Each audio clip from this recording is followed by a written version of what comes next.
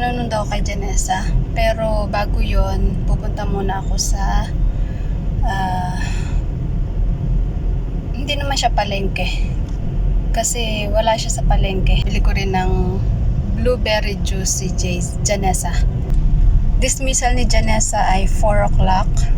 So 3:07 pa lang naman. Kaya may time pa ako na pumunta muna dito sa binibilang ko ng mga gulay at prutas. Kasi magluluto ako ng sinigang daw. Requested ng aking panganay na si Janica. Guys, malapit na ako sa binibilhan ko ng mga gulay at prutas. Papakita ko sa inyo kung saan. Ayan, dito ako namimili ng mga prutas at gulay.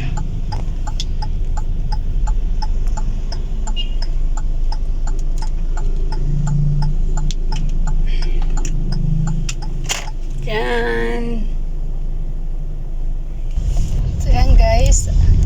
Abot na abot. Sabi ko kanina 3:30 dapat nasa school na ako. Pero ang oras is 3:27. So malapit na tayo sa school. Ito siya. Nakikita nyo may blue. Ayan. Diyan tayo pa park. At maluwag pa ang parking. Kasi pwede tayong mag-park dito sa harap din ng sasakyan. Okay lang yan. So, ayan guys. 3:29. Wala pang 3:30, nandito na tayo. Tansyado ko na kasi yan. Tansyado ko na yung layo at pagpunta dito. Galing. So, ayan, hintayin na lang natin na 30 minutes si Janessa. Nalilito ako sa pangalan ng mga anak ko. Minsan nasasabi ko Janeca, Janisa. So, ayun guys. Hintayin natin si Janessa ng 30 minutes. Mas preferred ko yung ganito na may parking ako kaysa yung doon pa ako magpa-park sa dulo. Tapos ang magulo na yung mga sasakyan dito. So ayan. Ito yung harap ng school ng high school. Ito elementary to. Nag-aral din dito si Janessa at si Janica ng elementary. Ayan, ito yung elementary building ng Montessori. La Altra Montessori. So yan, nandito na naman si Janessa sa Montessori kasi bumalik siya dito kasi ayaw na niya sa Holy Farm. Ito nga pala yung mga binili kong blueberry kay Janessa. Dinalawa ko na kasi gusto ko ring uminom.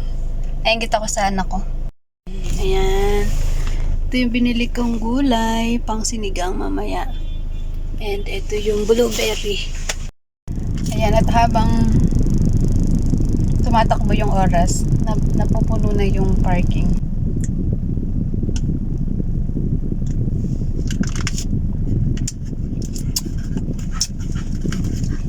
Ang asim. Pwede na. Kahit maasim, masarap naman siya. Habang naghahantay. So yun guys, naisipan ko ulit mag-vlog kasi siguro parang pagtibangan ko na rin. Kasi natigil ako mag-vlog last year. Ang huling vlog ko sa YouTube yung pumunta kami sa Manila for Addis event. Yun. And dito sa Facebook page ko, yung ang pinost ko lang is yung Christmas celebration namin last year ng Christmas at New Year. So ayan guys, 3:55 na. At siguro lalabas ako mga 4:05 kasi natatagalan ako maghintay kay Janessa dun sa waiting area.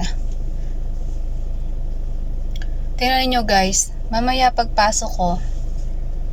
At saka ayan yung pangalawang dahilan kung bakit natigil din ako sa pagbablog kasi yung anak ko, yung si Janessa, ayaw niya nang sumama sa vlog Kaya parang tinamad na akong mag-vlog.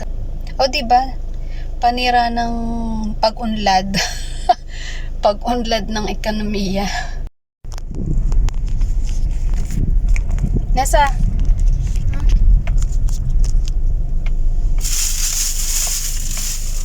Yay! Thank you, Mama.